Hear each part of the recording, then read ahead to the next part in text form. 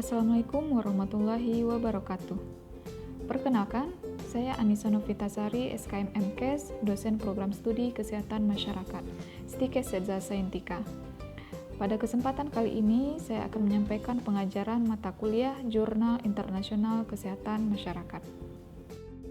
Mata kuliah Jurnal Internasional Kesehatan Masyarakat merupakan mata kuliah wajib yang diambil oleh mahasiswa pada semester 6 dengan bobot SKS 2, jumlah pertemuan 16 kali, dan diampu oleh 2 orang dosen.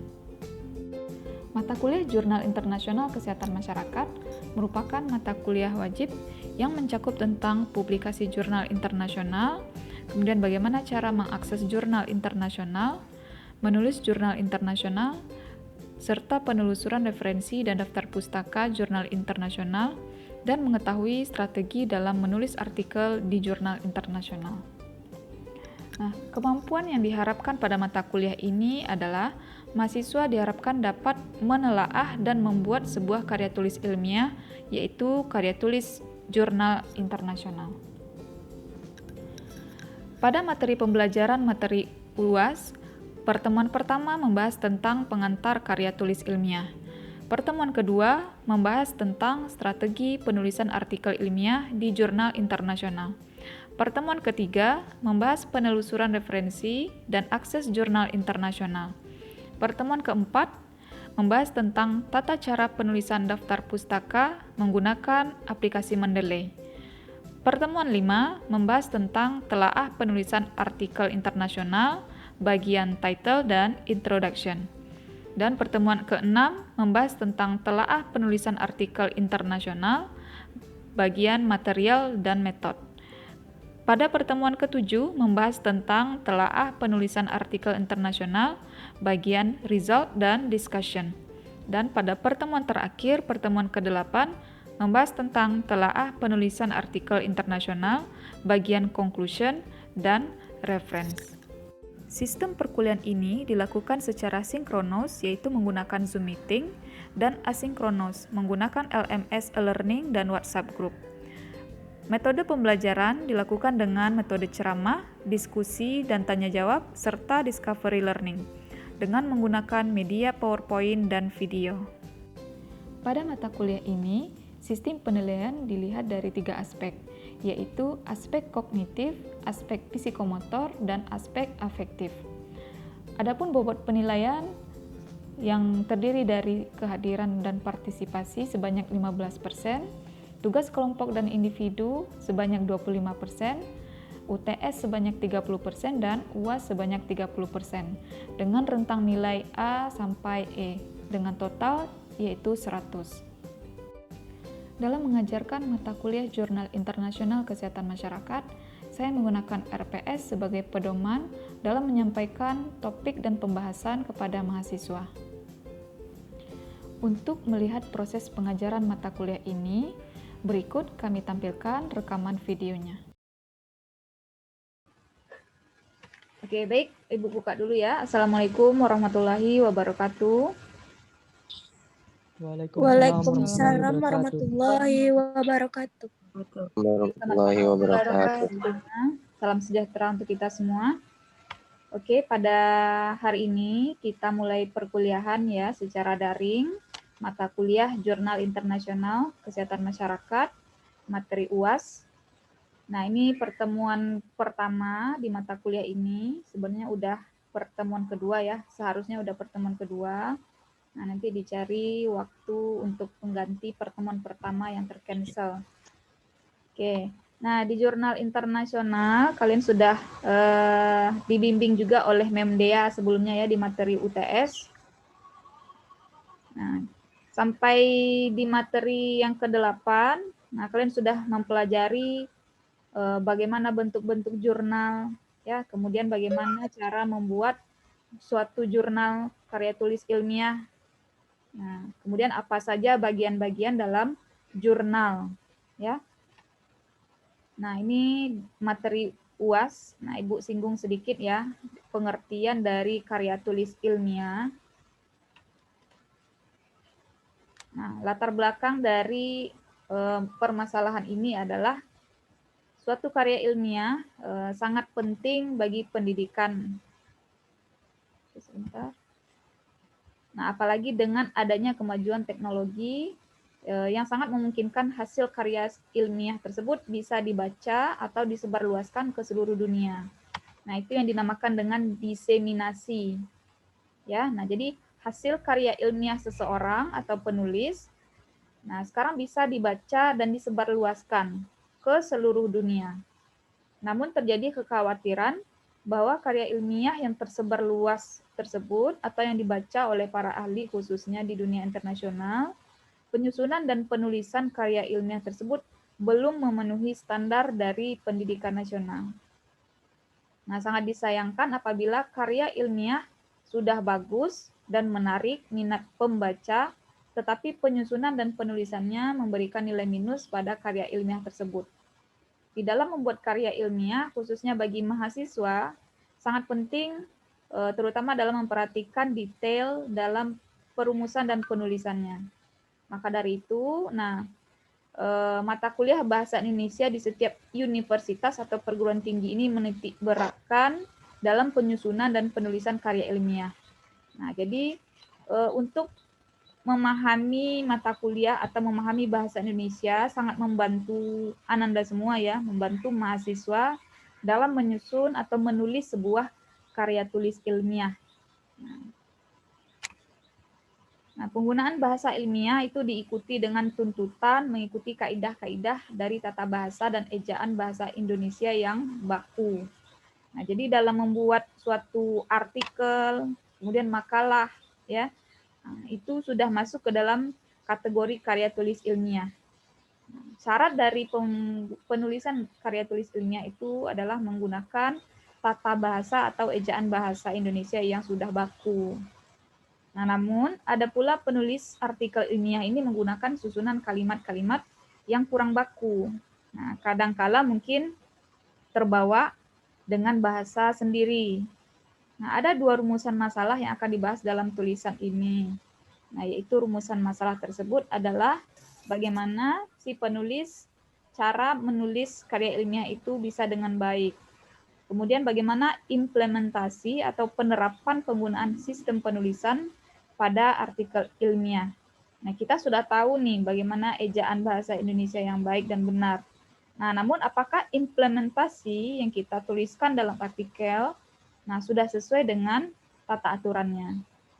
Kemudian juga penjelasan ciri-ciri karya ilmiah dan jenis-jenis dari karya ilmiah. Nah, ini yang akan kita bahas nanti ya.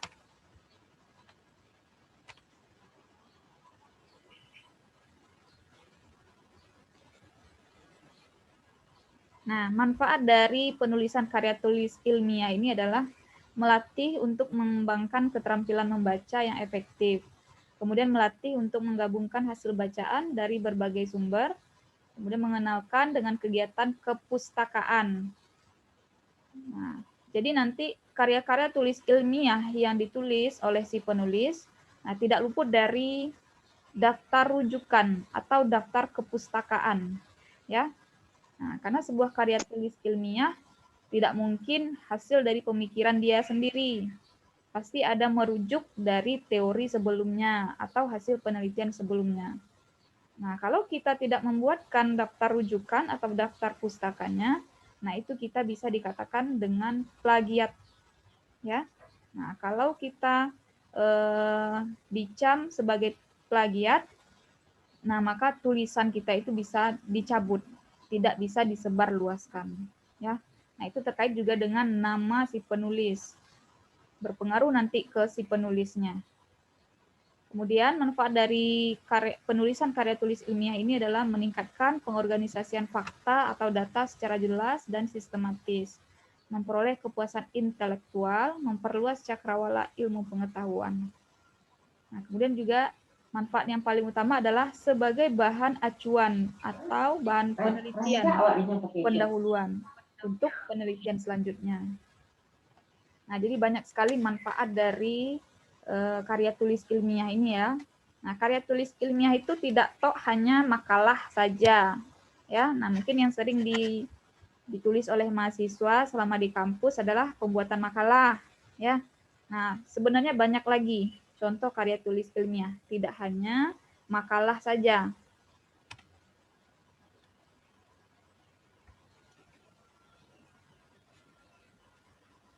Nah, ini prinsip-prinsip penting dalam menulis. Nah, ini di sini ada disebutkan ya, atau ada dikutip dari seorang para ahli. Pertama itu menulis artinya kita membuat konstruksi, berarti mengonstruksi, ya. Nah, kedua, menulis melibatkan proses rekonstruksi yang berkelanjutan. Yang ketiga, menulis adalah cara berpikir. Keempat, menulis itu berbeda dengan berbicara. Ya. Nah, ini prinsip-prinsip penting dalam menulis menurut para ahli.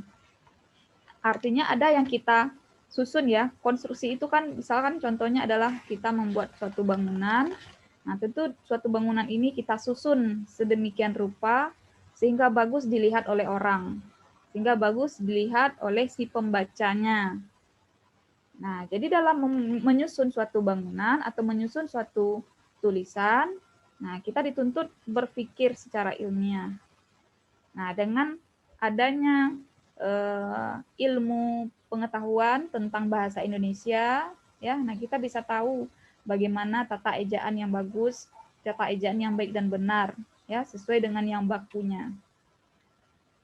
Nah, kemudian juga kita dituntut untuk menuliskan apa yang kita pikirkan tadi, ya.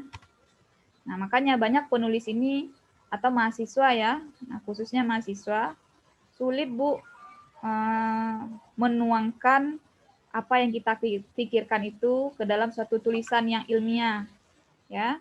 Nah, makanya karena membuat karya tulis ilmiah ini tidak bisa secara instan, pasti memerlukan pengalaman-pengalaman. Nah, untuk menuliskan apa yang dipikirkan menjadi sebuah karya tulis ilmiah yang bisa dipahami oleh masyarakat, khususnya masyarakat awam, ya. Nah, ini landasan teori. Menurut Pateda, karya ilmiah ini merupakan hasil pemikiran ilmiah pada suatu disiplin ilmu tertentu yang disusun secara matematis ilmiah, logis, benar, bertanggung jawab, dan menggunakan bahasa yang baik dan benar. Nah, jadi kalau misalkan mahasiswa tidak paham dengan apa yang dikutip, nah jangan coba-coba menyalin ulang, mengcopy paste, ya. Nah, ke dalam tulisan yang mau kita sebarkan. Nah, ini sering mahasiswa ya banyak membuat makalah di copy paste dari internet, di copy paste dari Google. Nah, namun tidak paham apa maksud dari tulisan orang tersebut. Nah, mahasiswa mudah aja, copy paste aja lah, karena ini baru tugas makalah. Nah, sebenarnya tidak seperti itu ya. Nah, kita harus paham dulu apa yang kita baca, nah baru kita tuangkan atau kita salin lagi ke dalam makalah kita sendiri. Kemudian menurut Munawar Samsudin tahun 94, tulisan ilmiah adalah naskah yang membahas suatu masalah tertentu atas dasar konsepsi keilmuan tertentu dengan memilih metode penyajian tertentu secara utuh, teratur, dan konsisten. Menurut Suharjono, tidak semua karya tulis merupakan karya tulis ilmiah. Ya. Nah, contohnya apa nih? Tidak semua karya tulis merupakan karya tulis ilmiah. Apa contohnya? Ada yang bisa mencontohkan nggak?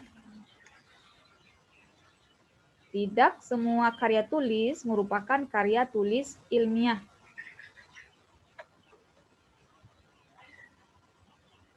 Ayo, apa contohnya? Cerpen, Bu. Apa? Cerpen. Oke, bagus.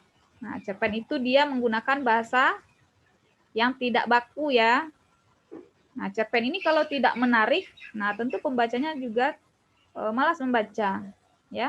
Nah, sehingga digunakan bahasa-bahasa gaul misalkan. Nah, bahasa-bahasa daerah. Nah, untuk menarik si pembaca. Ya, apalagi selain itu? Novel, Bu. Novel. Novel apakah tidak masuk karya tulis ilmiah?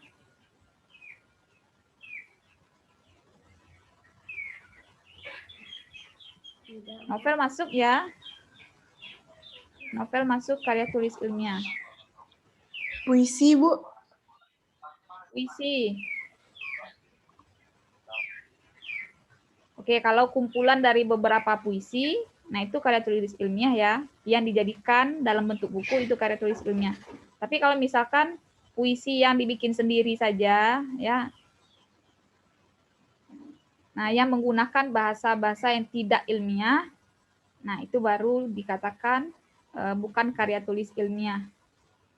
Tapi kalau puisinya menggunakan bahasa ilmiah, bahasa baku, nah itu masuk karya tulis ilmiah. Contohnya apa? Catatan kalian, catatan mahasiswa misalkan. Nah, itu bukan karya tulis ilmiah. Ya. Nah, misalkan nih kuliah dengan ibu, kemudian mencatat apa yang dirasa penting dari penyampaian ibu. Nah, itu kan tulisan ya. Ditulis ya. Nah, tapi itu belum tentu merupakan karya tulis ilmiah. Nah, namun kalau misalkan kalian susun catatan tersebut menjadi sebuah buku, nah, misalkan dibuatlah materi pertemuan pertama perkuliahan jurnal internasional. Nah, topiknya karya tulis ilmiah. Kalian susun menjadi sebuah buku, nah itu baru dikatakan karya tulis ilmiah. Oke, bisa dipahami ya?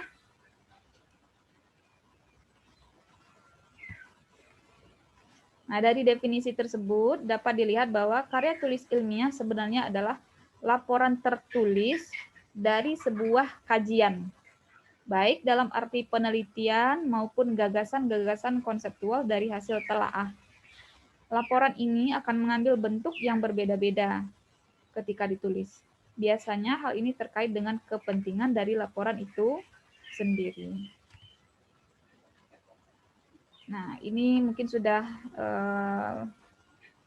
tahu ya, mahasiswa, apa-apa saja bagian-bagian dalam penulisan karya ilmiah. Pertama itu biasanya adalah cover ya. Nah, ini disebut dengan bagian pembukaan. Mulai dari cover atau judul, lanjut ke kata pengantar, lanjut ke daftar isi, lanjut ke daftar tabel. Nah, itu bagian pembukaan.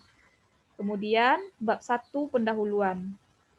Nah, bab 1 ini biasanya terdiri dari latar belakang, rumusan masalah, tujuan, manfaat, dan ruang lingkup. Nah, ini Ibu buatkan contoh dari susunan proposal ya, proposal penelitian. Nah, karena nanti kalian kan di tingkat 4 akan mencoba menulis sebuah karya tulis ilmiah yang dinamakan dengan apa? Di tingkat 4 nanti bikin apa? Proposal penelitian. Proposal penelitian sampai ke skripsi nantinya ya di akhir. Nah, setelah bab 1 ada bab 2 yaitu tinjauan pustaka. Nah, tinjauan pustaka ini terdiri dari tinjauan studi yang terkait dengan judul tulisan yang ditulis oleh penulis. Kemudian landasan teori. Nah, semuanya ini harus ada rujukan di dalam bab 2. Tidak boleh satupun yang tidak ada daftar rujukannya. Per paragraf saja kita buatkan rujukannya. Nah, apalagi beberapa halaman, ya. Terus ada bab 3 setelah bab 2, yaitu metode penelitian. Banyak di sini ya subbab dari bab 3. Pertama ada jenis penelitian. Kemudian ada populasi dan sampel. Terus ada subbab jenis dan teknik pengumpulan data. Terus ada lagi definisi operasional. Terus ada subbab yang terakhir adalah hipotesis. Ya. Nah, hipotesis apa? Dugaan sementara. Dugaan sementara. Ya. Nah, jadi dalam membuat proposal penelitian harus ada hipotesis. Artinya kita membuat dugaan sementara terlebih dahulu. Sesuai dengan teori yang kita baca. Ya.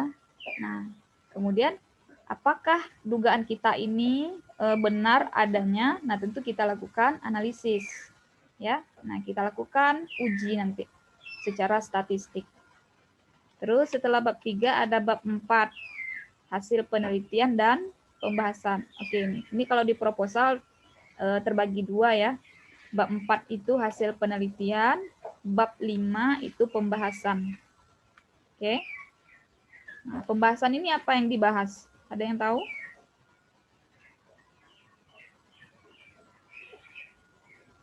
Di bab 5 pembahasan ini biasanya apa yang ditulis?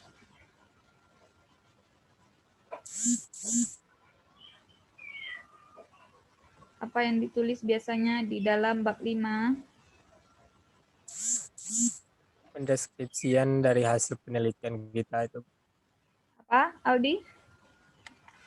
Pendeskripsian dari hasil penelitian kita, Bu. Oke. Pendeskripsian dari hasil penelitian kita. Oke, masih kurang ya. Kalau hanya pendeskripsian itu di bab 4 bisa kita tuliskan. Karena di bab 4 hasil penelitian kita harus mendeskripsikan apa hasilnya. Nah, bedanya dengan pembahasan apa? Itu baru di bab 4 ya, yang disebut Aldi tadi, pendeskripsian dari hasil penelitian. Pendeskripsiannya itu berupa apa? Nah, itu yang di dalam pembahasan. Sudah ada melihat skripsi seniornya atau skripsi orang lain? Ini udah tingkat 3 loh. Berupa narasi. Ya, berupa narasi. Semuanya narasi. Narasinya tentang apa?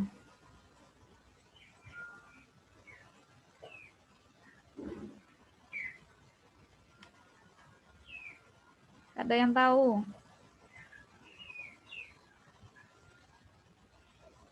Pembahasan ini, ya, nah coba dicatat nanti. Ini pertanyaan-pertanyaan penguji nanti ya pada saat ujian skripsi. Apa sih indikator atau yang ditulis dalam pembahasan? Nah, di dalam pembahasan itu ada 4 poin penting yang ditulis, yang dinarasikan. Nah, sebenarnya betul bilang Aldi tadi ya, ada narasi. Nah, tapi apa narasinya? Ada 4 poin penting dalam pembahasan. Ya, catat ya. Poin pertama atau paragraf pertama itu adalah hasil penelitian, simpulan dari hasil penelitian. Nah, hanya kesimpulan saja ya. Beda dengan kalau yang di bab 4. Kalau bab 4 kita tuliskan berapa angkanya, berapa hasilnya. Tapi kalau di kesimpulan cukup narasi saja. Ya. Oke, yang pertama adalah hasil penelitian.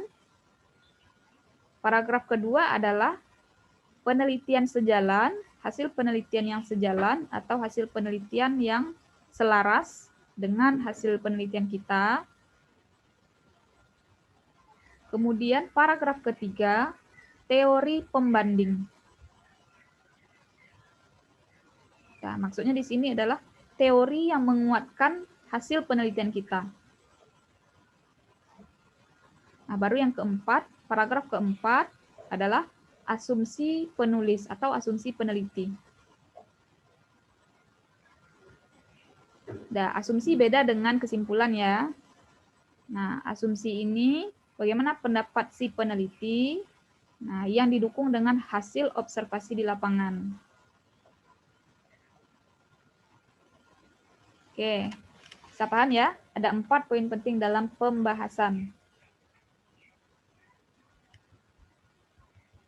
Nah, baru yang terakhir itu adalah bab 6. Bab 6 itu adalah penutup. Bab 6 penutup terdiri dari 2 subbab, yaitu kesimpulan dan saran. Nah, bagaimana membuat kesimpulan, Bu? Gitu kan, ada yang nanya. Nah, kesimpulan mengacu pada tujuan khusus.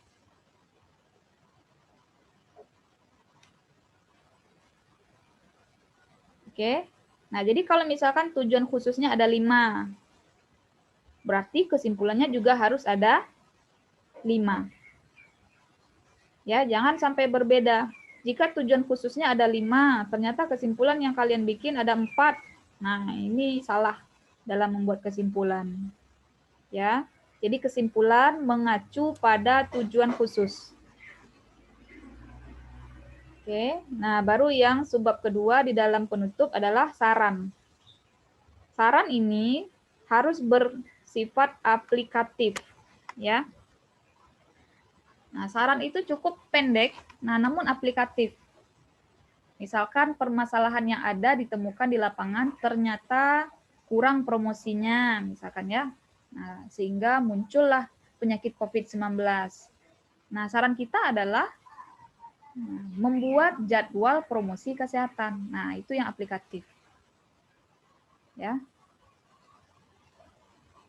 Kemudian juga, tenaga SDM-nya mungkin permasalahan yang ada di sana karena tenaga SDM-nya rangkap jabatan. Nah, sehingga kewalahan nanti dalam mengatasi permasalahan penyakit. Nah, saran yang perlu kita buatkan apa? Kalau misalkan tenaga SDM-nya kurang, menyarankan kepada pihak instansi untuk menambah SDM. Nah, itu sarannya. Ya. Nah, jadi saran dibuat sesuai dengan permasalahan yang ada. Ya. Permasalahan yang ada ditulis dalam pembahasan dan hasil penelitian. Oke, sampai di sini ada pertanyaan. Nah, baru yang terakhir adalah daftar pustaka. Ya, nah ini daftar pustaka. Udah bisa pakai Mendeley semua? Semuanya udah bisa pakai aplikasi Mendeley? Udah, Bu. Sudah pernah digunakan? Udah, Bu. Tapi susah. Nah, nanti kita ada pertemuan khusus praktek ya tentang penggunaan aplikasi Mendeley ya. Iya, Bu. Nah, jadi nanti Ya, Bu. kalau bisa kalian pakai laptop semua. Nah, supaya mudah nanti ya. Karena aplikasi Mendeley ini sangat bermanfaat sekali.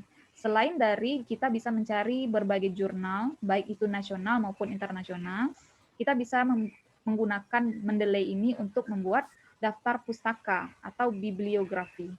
Ya. Nah, 2 menit aja, bukan 2 menit, 2 detik aja langsung muncul daftar pustaka jika kita memakai aplikasi Mendeley ini. Nggak perlu kita nyusun-nyusun nama belakangnya, kemudian tahunnya kita tuliskan secara manual. Nah, nggak perlu kalian seperti itu. Aplikasi Mendeley sudah memudahkan kita membuat daftar pustaka, ya.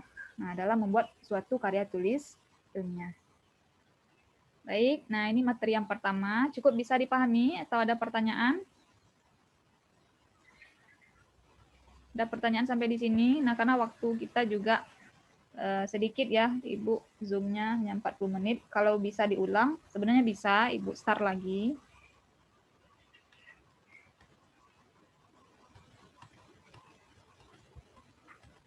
Nah, ini kan ada bagian-bagiannya ya. Nah, bagaimana cara membuat pendahuluan, Bu? Bagaimana cara membuat tinjauan pustaka? Nah, apakah sudah paham semuanya nggak?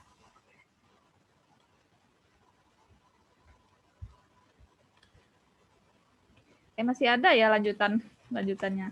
Oke, sebentar.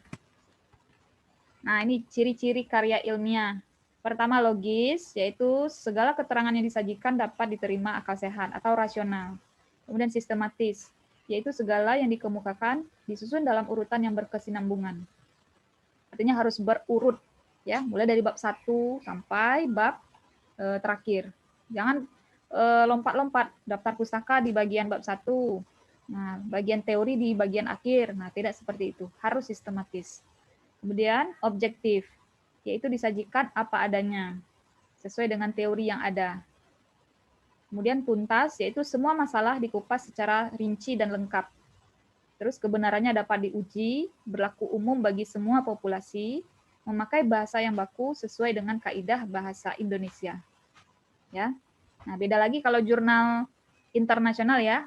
Kalau jurnal internasional berarti bahasanya yang digunakan bahasa apa? Bahasa Inggris, Bu. Bahasa Inggris, ya. Nah, makanya harus pandai bahasa Inggris kalau mau artikelnya dipublish di jurnal internasional. Nah, bahasa Indonesia aja masih kaku, masih susah. Nah, apalagi bahasa Inggris. Nah, namun ada juga yang pandai bahasa Inggris ya, namun bahasa Indonesianya agak kaku. Nah, itu harus diseimbangkan. Karena nanti artikel atau karya tulis kita bisa dipublish baik itu nasional maupun internasional. Nah, tergantung nanti dari si peneliti. Nah, kalau yang nasional tentu yang bisa membacanya hanya orang Indonesia saja. Tapi kalau internasional, nah semua orang bisa membaca. Ya. Nah, ini contoh jenis-jenis karya tulis ilmiah. Pertama makalah, kedua kertas kerja, skripsi, tesis, disertasi, artikel, esai, opini, dan fiksi. Oke. Ini panjang sekali ya, nanti dibaca aja ya. Oke, nah selesai materi kita. Ada pertanyaan? Oke, sebentar ya. Oke, coba Ibu tanya. Siapa di sini ya? Coba di-on-kan kameranya semuanya.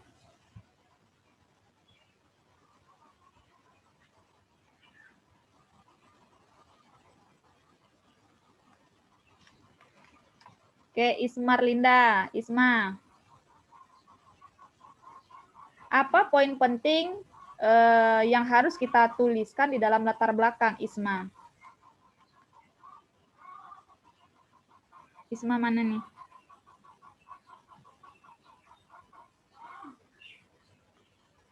Isma?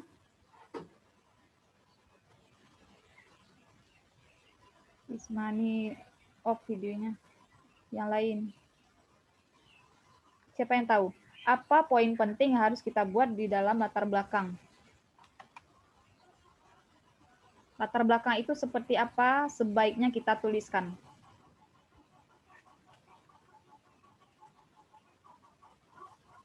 Ada yang tahu?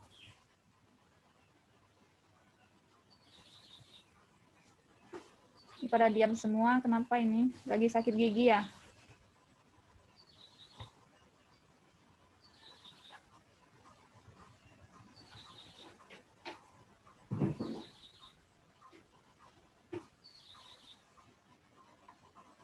Ayo, di latar belakang, bagaimana seharusnya kita membuat latar belakang yang baik dan benar?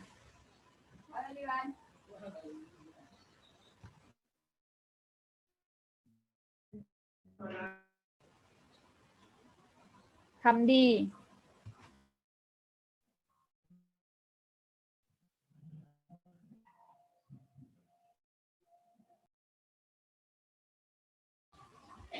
Hamdi, terdengar suara Ibu Hamdi?